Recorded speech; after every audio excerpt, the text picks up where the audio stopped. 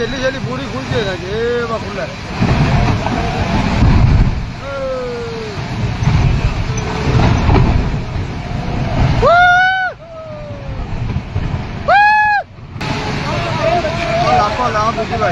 पानी भटकारी आएगी बग्गी जा पानी बातो 1 minute 30 seconds ఉన్న ఈ వీడియో ఒక్కసారి చూస్తే ప్రతి ఒక్కరి గుండెలో గుండె గుబేల్మంటుంది.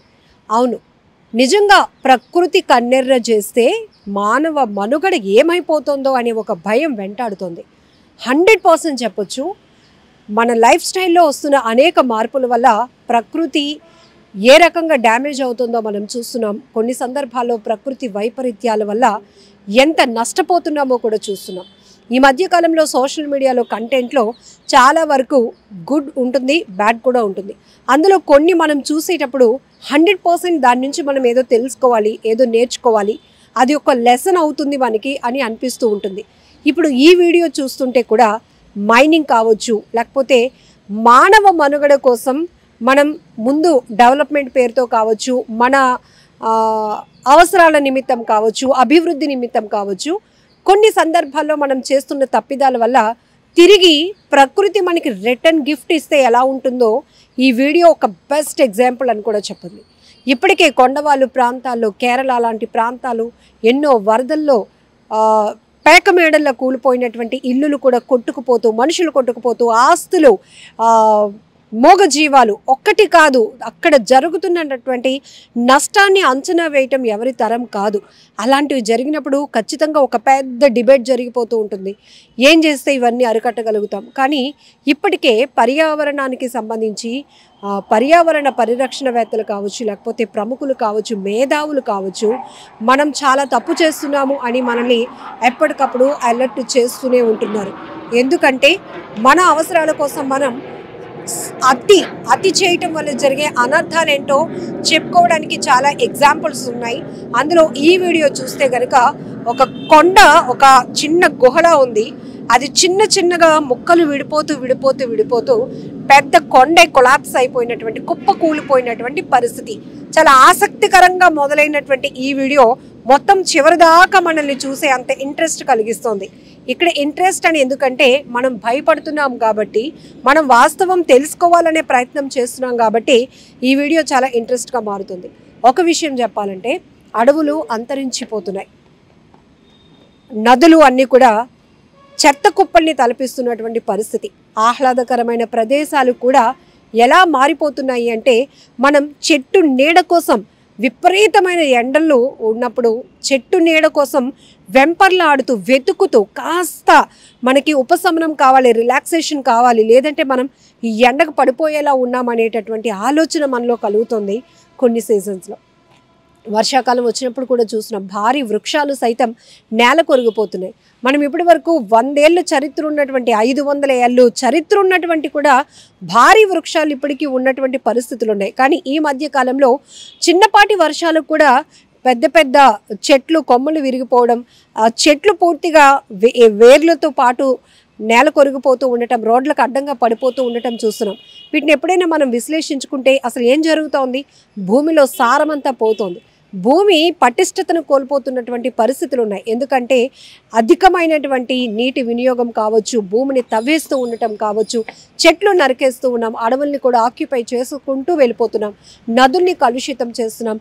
మనం ఏదైతే ఫిష్, చేపలు తింటున్నామో ఆ చేపలకు ముందు మనం విషపూరితమైనటువంటి పాయిజన్ లాంటి ఫుడ్ని ఫీడ్ చేస్తున్నాం, మళ్ళీ అది మనమే తెచ్చుకొని తింటున్నాం. ఇవన్నీ కూడా వినటానికి కాస్త అంటే ఎక్కడో ఒక దగ్గర మార్పు రాకపోతే మాత్రం 100% మనం పెద్ద ప్రమాదంలోనికి వెళ్ళిపోవాల్సిందే. ప్రకృతి సృష్టించబోయేటటువంటి అగాధంలో మనమందరం కూరుకుపోవాల్సిందే అనేటువంటి వాస్తవాన్ని మనం 100% తెలుసుకోవాలి. అలానే ఇప్పటికిప్పుడు మార్పు వచ్చేస్తుందా అంటే లేదు, కానీ వచ్చింది.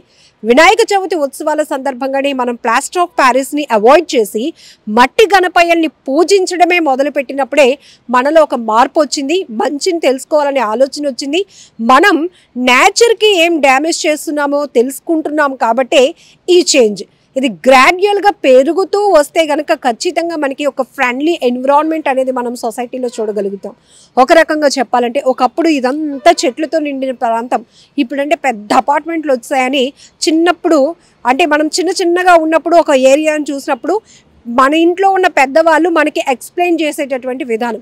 ఒకప్పుడు ఇదంతా గ్రీనరీగా ఉండేది, ఇప్పుడు ఇలా ఉంది.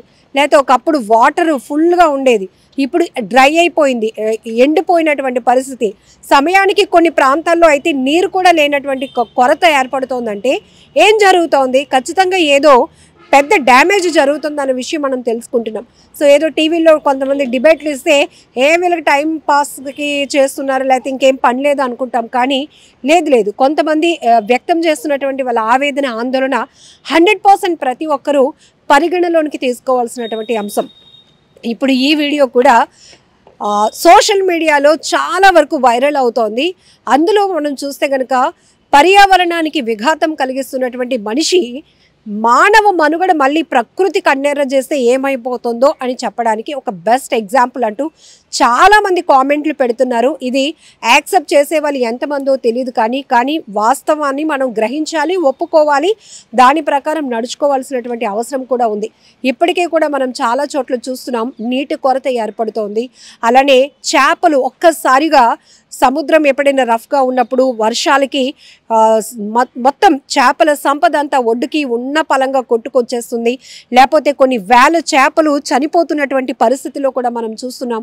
అలానే కొన్ని గ్రామాలైతే నీటి కాలుష్యం వల్ల వాళ్ళలో స్కిన్ ప్రాబ్లమ్స్ కానీ, గుండె జబ్బులు రావటం, ఊపిరితిత్తులు చెడిపోవటం ఇవన్నీ చూస్తున్నామంటే ఏదో ఒక ప్రాంతానికి పరిమితం అవుతున్నటువంటి సమస్య కాదు, ప్రజలకు వస్తున్నటువంటి సమస్య. అంటే అందులో మనం కూడా కామన్గా ఉంటాం కాబట్టి. సో ఇప్పటికైనా ఈ వీడియో చూస్తే మాత్రం చాలా భయమేస్తోంది. మీరేమనుకుంటున్నారు? పర్యావరణ పరిరక్షణకు ఇప్పటి నుంచే మనం జాగ్రత్తలు తీసుకోపోతే భవిష్యత్ తరాలు, మనం ఏదైతే మన ఫ్యూచర్ జనరేషన్కి, మన పిల్లలకి మనం ఆస్తులే సంపదగా ఇవ్వాలి అనే ఆలోచనతో ముందుకు వెళ్తున్నామో, అది కాకుండా ఒక ఎన్విరాన్మెంట్ ఇవ్వడం అనేది పెద్ద ఆస్తిగా మారబోతోంది. ఒక మంచి అట్మాస్ఫియర్ క్రియేట్ చేసి ఇవ్వటమే వాళ్ళకి మనం ఇచ్చేటటువంటి ఒక బిగ్ ప్రాపర్టీగా మారబోతోంది అనేటటువంటి పరిస్థితులు కూడా ఉన్నాయి. సో ఈ వీడియో చూసిన తర్వాత మీకేమనిపిస్తుందో కూడా కామెంట్ బాక్స్లో మెన్షన్ చేయండి. నిజంగా ప్రస్తుతం ఉన్నటువంటి సమాజం దేనికి ప్రయారిటీ ఇస్తుంది? ఆర్థిక సంబంధాల చుట్టూ మాత్రమే తిరుగుతోంది. మళ్ళీ ఎన్నికలంగానే చాలా విరక్తి కలుగుతాం. మంచి అనిపిస్తుంది కదా, లేడీస్ కూడా ఛాలెంజింగ్ జాబ్స్ చేసినప్పుడు చాలా బాగుంటది. ట్రాఫిక్ అసిస్టెంట్స్ గా నియమించిన ట్రాన్స్జెండర్స్ అందరితో సాల్యూట్ చేయించుకుంటున్నారు. ఫుడ్ డెలివరీ ఇవ్వటానికి వెళ్ళినటువంటి డెలివరీ బాయ్ అనిల్ పై కళ్ళ ముందు